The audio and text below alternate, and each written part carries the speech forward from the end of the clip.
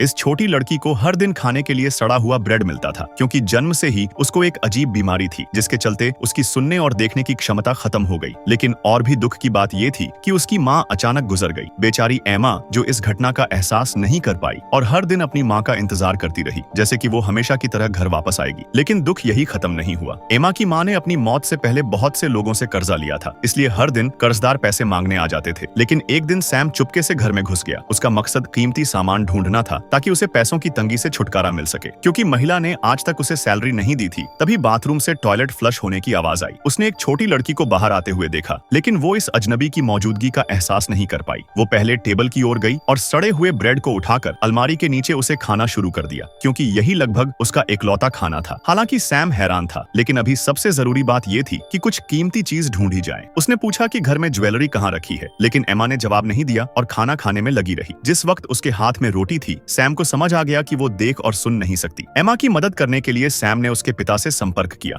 वो नहीं चाहता था कि सिंपैथी के चलते एमा इस किराए के कमरे में भूखी मरे। लेकिन जैसे ही उसने नंबर डायल किया, दूसरी तरफ से उसे गालियों की बौछार का सामना करना पड़ा। निराश सैम ने एक सिगरेट जलाई, लेकिन सिगरेट की गंध ने एमा का ध्यान आकर्षित किया। उसे लगा कि उसकी माँ घर वापस आ गई है और खुशी खुशी अलमारी के नीचे से बाहर खिसक गई और फर्श पर थप्पड़ मारने लगी। एमा के इस व्यवहार ने सैम को परेशान कर दिया, इसलिए उसने भी उसकी तरह फर्श पर थप्पड़ मारना शुरू कर दिया। और जब एमा ने उसकी प्रतिक्रिया महसूस की तो उसने खुशी खुशी सैम को गले लगाया। लेकिन जब उसने सैम के चेहरे को छुआ तो उसे एहसास हुआ कि यह शख्स तो उसकी माँ नहीं है।